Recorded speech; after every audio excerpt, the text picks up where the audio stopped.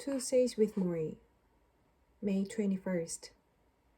During a break, when Morrie had to use the bathroom, I leafed through the Boston newspaper that sat near the chair. There was a story about a small timber town where two teenage girls tortured and killed a 73-year-old man who had befriended them, then threw a party in his trailer home and showed off the corpse. There was another story about the coming trial of a straight man who killed a gay man after the latter had gone on a TV talk show and said he had a crush on him. I put the paper away. Morrie was rolled back and smiling as always, and Connie went to lift him from the wheelchair to the recliner. "You want me to do that?" I asked. There was a momentary silence, and I'm not even sure why I offered, but Morrie looked at Connie and said, "Can you show him how to do it?" "Sure," Connie said.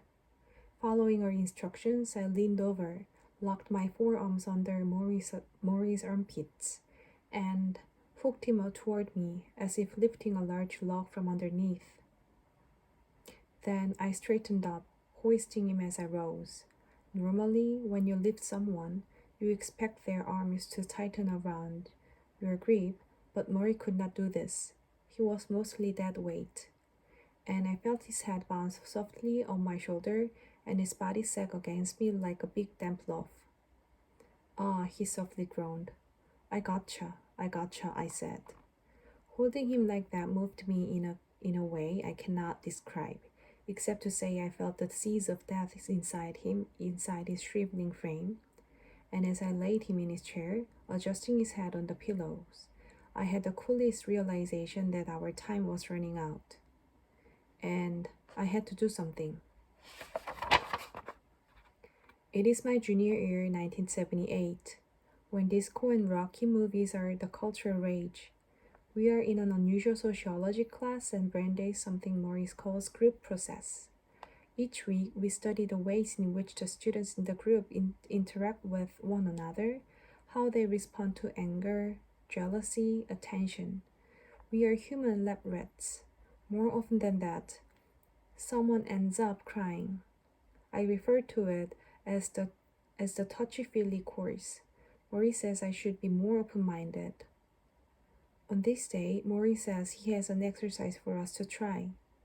We are to stand, facing away from our classmates, and fall backward, relying on another student to catch us. Most of us are uncomfortable with this, and we cannot let go for more than a few inches before stopping ourselves. We laugh in embarrassment. Finally, one student, a thin, quiet, dark-haired girl whom I notice almost always wears bulky white fisherman sweaters, crosses her arms over her chest, closes her eyes, leans back, and does not flinch, like one of those Lipton tea commercials where the model splashes into the pool. For a moment, I am sure she is going to thump the floor. At the last instant, he assigned partner grabs her head and shoulders and yanks her up harshly. "Wow!" Several students yell. Some clap. Morrie finally smiles. "You see," he says to the girl, "you close your eyes. That was the difference. Sometimes you cannot believe what you see. You have to believe what you feel. And if you are ever going to have other people trust you, you must feel that you can trust them too. Even when you're in the dark. Even when you are falling."